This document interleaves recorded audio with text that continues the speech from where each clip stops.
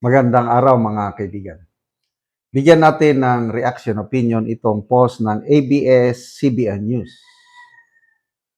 Naga City Mayor Leni Robredo says she is certain she will not seek any national post in the 2028 elections, adding she will instead run for a second term as mayor. In an interview in a local radio station, Robredo said she still has unfinished projects in Naga City. Tingnan natin kung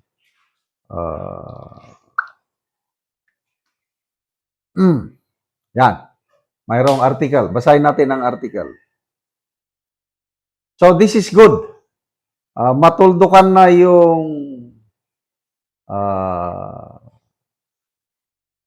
doubt o alinlangan ng mga kakampi. Kasi si ex-Senator Trillanes, kamakailan lang, sabi niya na mahina naman si Leni, relax masyado.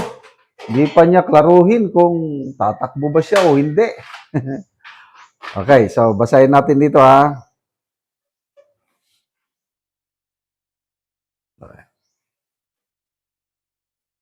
Sigurado ako, ito yung payag ni Mayor Leni.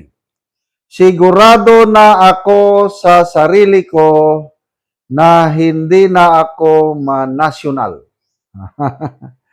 The mayor explained that while progress has been made, much remains to be done in Naga City.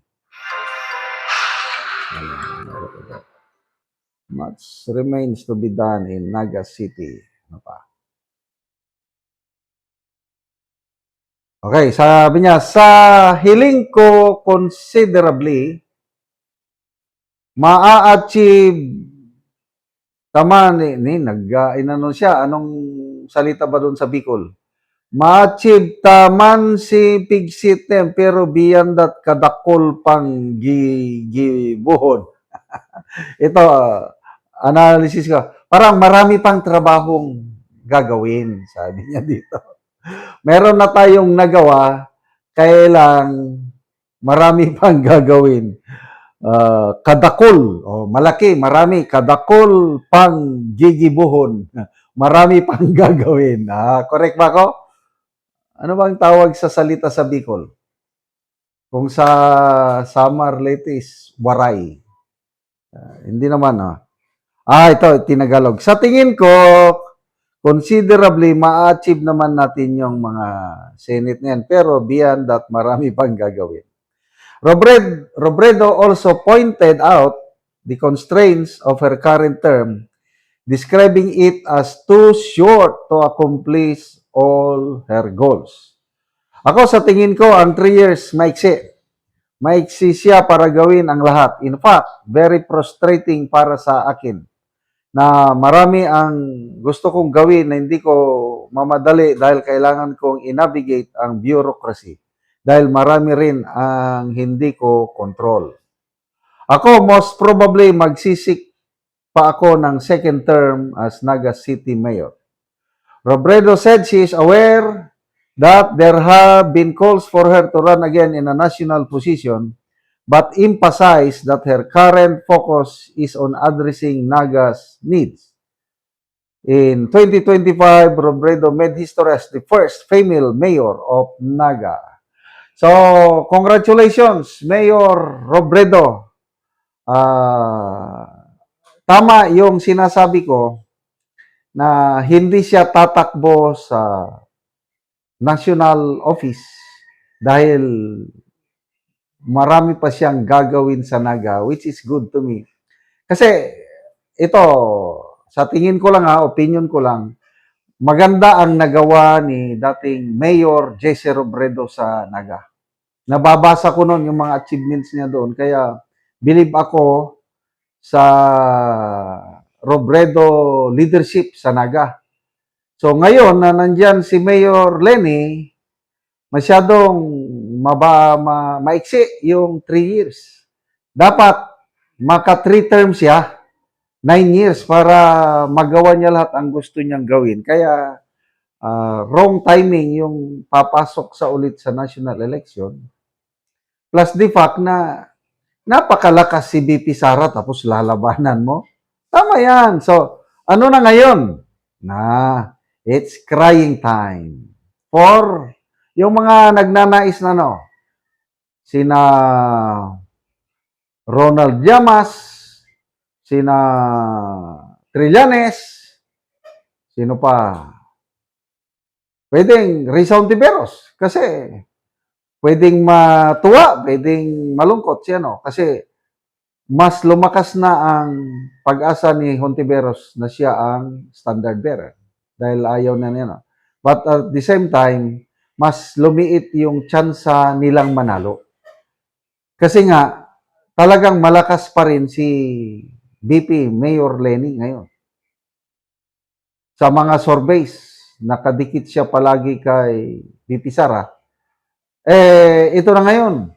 Panalong-panalo si BP Sara dito kasi yung sumusunod kay BP Sara sa mga surveys, Rapi Tulfo nagsabi, hindi ako tatakbo.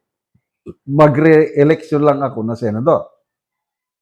So yung boto ni Rapi Tulfo, sinasabi ng isang survey group na karamihan papunta kay Sara ang boto ni Rapi Tulfo. Si Madam Lenny naman, yung boto niya, hindi na siya tatakbo. Well, karamihan, mapunta sa liberal, kaya lang, hindi lahat. Mahati-hati yan.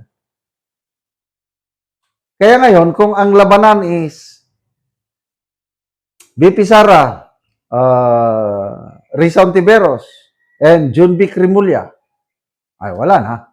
Tapos na ang boxing. Kaya galingan nyo sa impeachment. Subukan yung i-convict si BP Sara, kailang imposible. Suntok sa buwan yan dahil sa mga senador na nakaupo dyan, sigurado na yung bilang ng mga senador na buboto para sa kanyang acquittal. Salamat mga kaibigan sa inyong pagsubaybay sa channel nito. Nakakatulong kayo ng malaki sa tribong talanding ng Bukidnon dahil ang sweldo natin sa channel nito is pantulong sa tribo. Namimigay tayo ng libreng yero at pako para makapagpatayo sila ng mas maayos na tirahan. Panoorin nyo ang video nito. Ug karon mo na ni ang balay sa natagaan na mo og giro, so silupin lang in taon ang iyang balay. So mag-aatop na siya karon sa iyang atop nga silupin lang. So tolda lang gyud in taon ang iyang balay, ang iyang atop.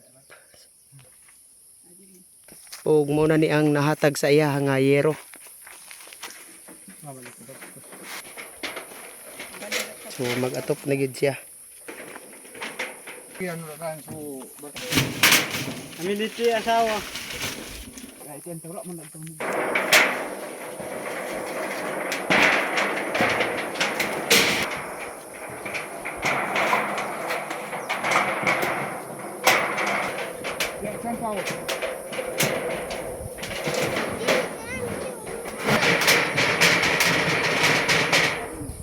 Ya ba?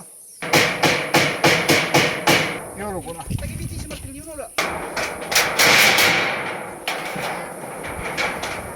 Pag mando ni Kwan. Kakagya Cesar. Igawas ka nga doon na dito ka. O, gawas ka anay.